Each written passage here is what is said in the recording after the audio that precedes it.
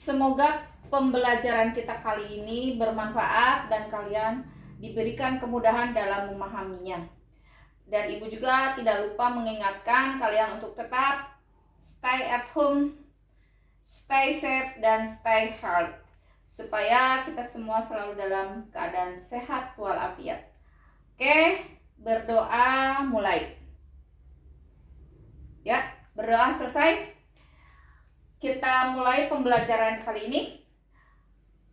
Minggu kemarin Ibu sudah share video pembelajaran tentang gerak pada benda. Dan kalian semua sudah belajar apa itu gerak ya, pengertian gerak. Gerak adalah perubahan posisi suatu benda ya, posisi benda dari suatu tempat terhadap titik acuan. Nah, di sini pengertian bergerak itu apabila terjadi perpindahan tempat atau perubahan posisi. Misalkan titik acuannya sekolah, maka ketika kalian berangkat ke sekolah, maka gerak menuju sekolah. Ketika pulang berarti gerak meninggalkan sekolah, karena yang dijadikan titik acuannya adalah sekolah. Tapi kalau yang dijadikan titik acuannya rumah, maka ketika kalian berangkat sekolah, gerak meninggalkan rumah, dan ketika pulang gerak menuju rumah. Oke, sampai di sini bisa dipahami ya.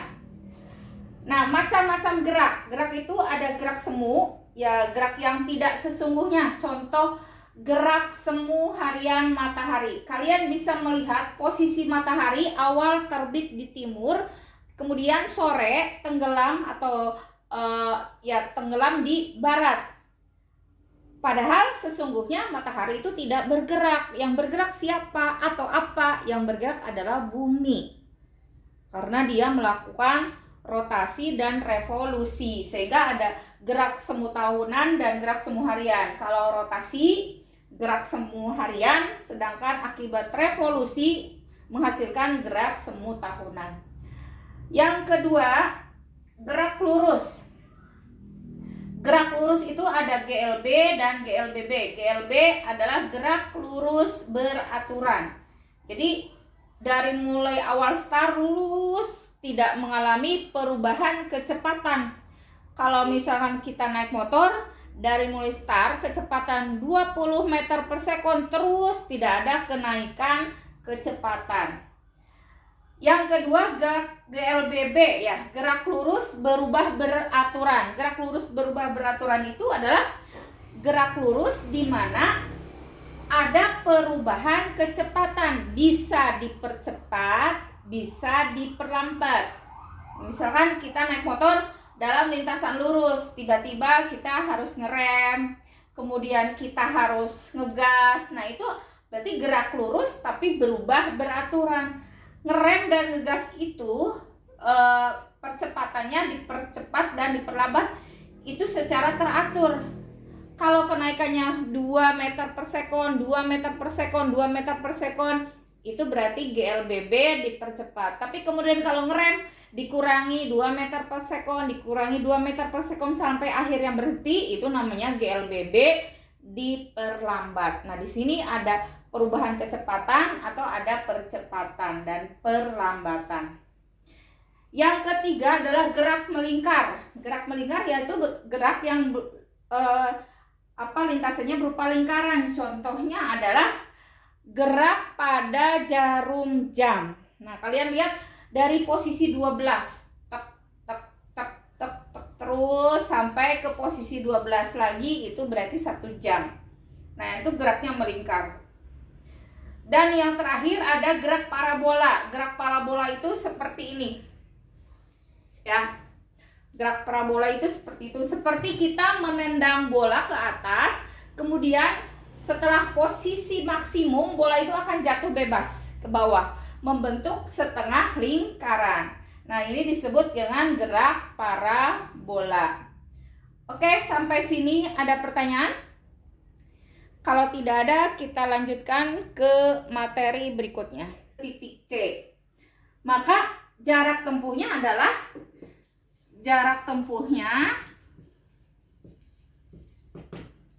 100 meter ditambah 50 meter sama dengan 150 meter. Nah, ini adalah jarak tempuh. Nah, sedangkan perpindahan adalah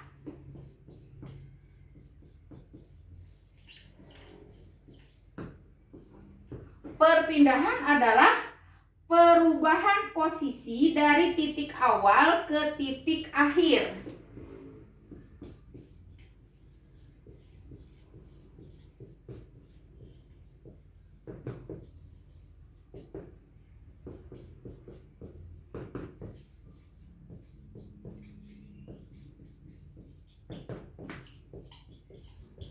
Ya, perubahan posisi dari titik awal ke titik akhir. Kalau kita lihat si anak itu berjalan dari titik A ke titik B kemudian ke titik C, maka perubahan posisinya adalah ada di sini. Dari titik A ke titik C. Berapa? Kalau jarak AB 100 sedangkan jarak BC 50, maka AC adalah 50 meter. Sehingga perpindahan anak tersebut adalah 100 meter dikurangi 50 meter sama dengan 50 meter. Nah, ini adalah perpindahan. Nah, sekarang dalam fisika apabila perpindahannya sama, misalkan si A bergerak dari titik A ke titik B, kemudian kembali lagi ke B ke A, dari B ke A, maka perpindahannya 0. Jadi tidak ada perpindahan. Kenapa? Karena dia kembali di posisi awal. Jadi yang disebut perpindahan adalah bergerak dari titik awal ke titik akhir. Tapi kalau kembali lagi ke awal, maka tidak ada perpindahan atau perpindahannya sama dengan 0. Nah, kita contohkan ya. Seorang anak berjalan 8 meter ke barat, kemudian belok sejauh 6 meter ke utara. Hitung besar jarak dan perpindahan yang dilakukan anak tersebut. Nah, kita lihat gambar, kita gambarkan.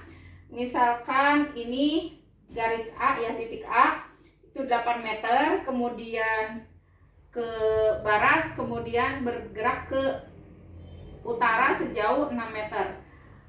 Maka jarak tempuh anak itu adalah 6 tambah 8 atau 8 tambah 6. 8 meter ke barat, 6 meter ke utara. Jadi totalnya adalah 14 meter. Oke, sampai sini mengerti? Karena ingat, jarak itu adalah seluruh lintasan yang dilalui. Nah, sedangkan perpindahan anak tersebut adalah dari titik sini, titik A ke titik B di sini, ini anggap aja garis C ya. Itu bisa kita menggunakan dalil Pitagoras, di mana C kuadrat sama dengan A kuadrat ditambah B kuadrat, sehingga C adalah akar A kuadrat tambah B kuadrat. Kita kuadratkan 8 kuadrat tambah 6 kuadrat itu 64 ditambah 36, sehingga akar 100. Maka perpindahan anak tersebut adalah akar dari 100 sama dengan 10 meter. Kita lihat contoh berikutnya.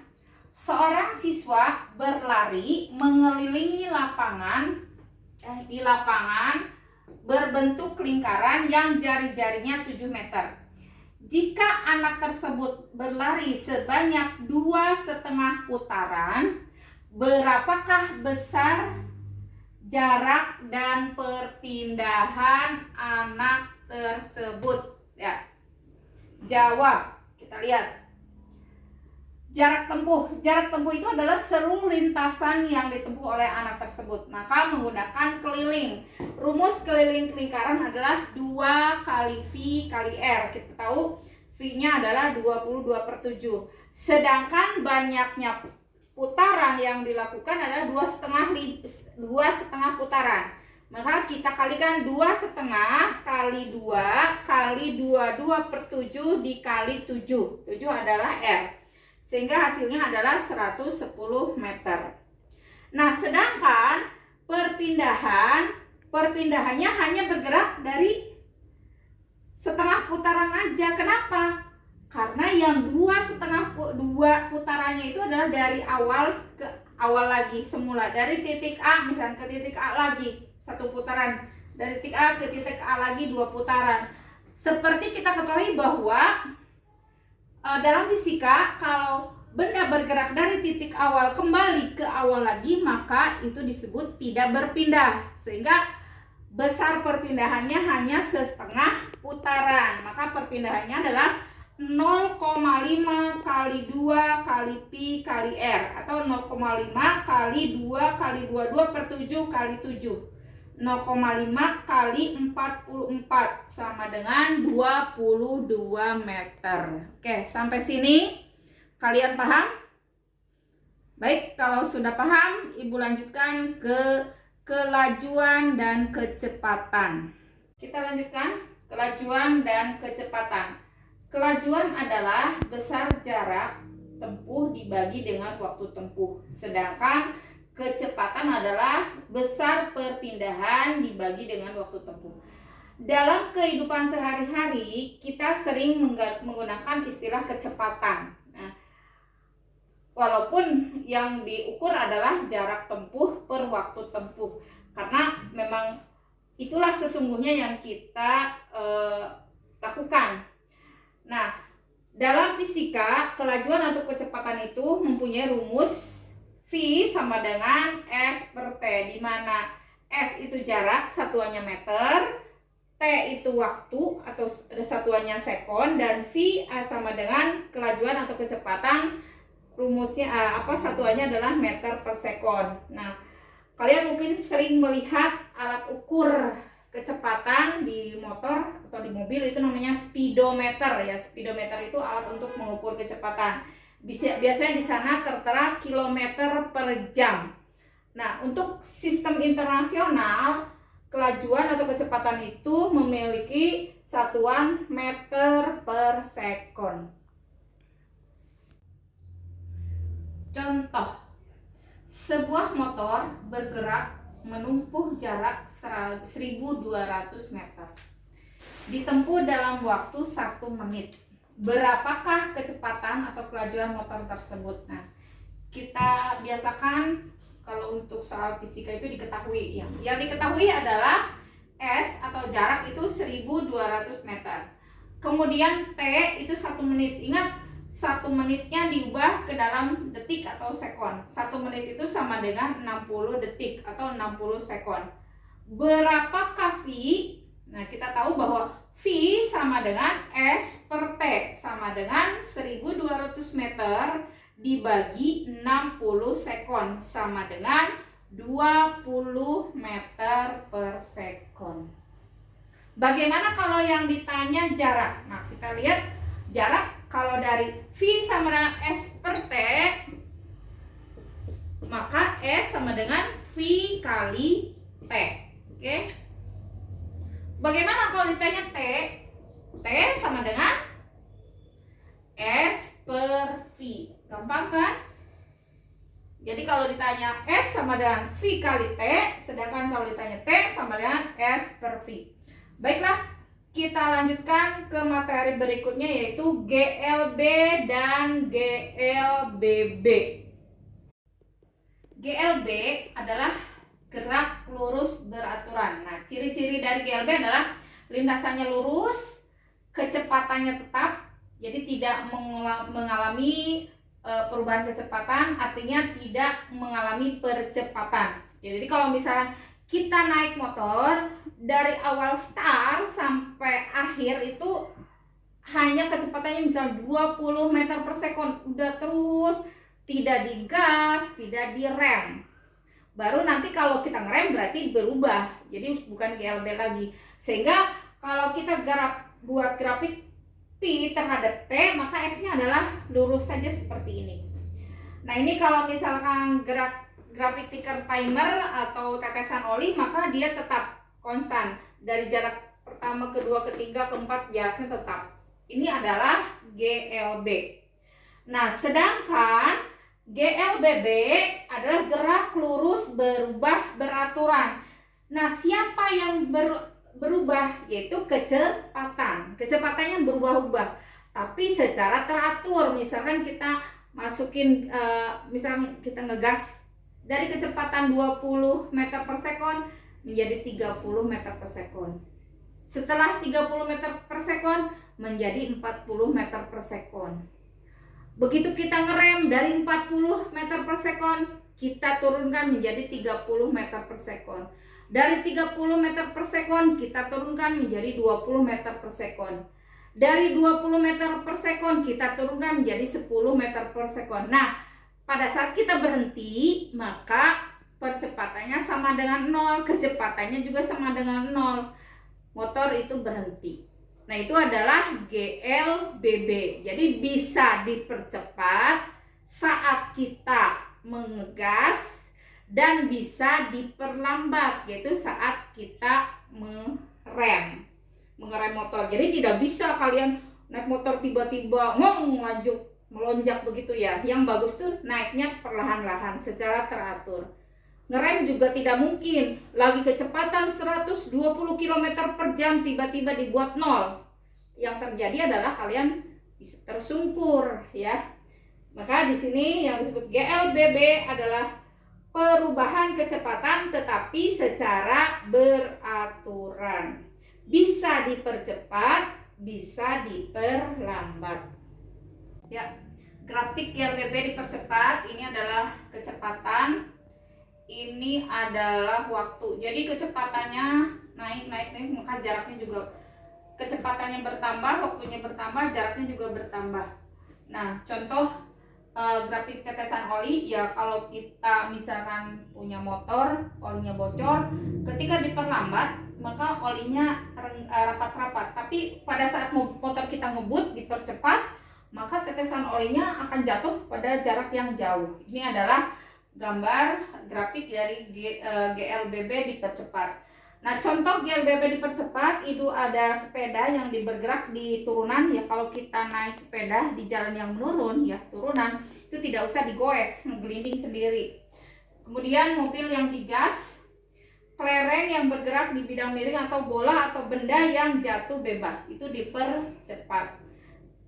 Nah, untuk yang GLBB diperlambat, oke, sedangkan grafik GLBB diperlambat, ini X-nya turun ya.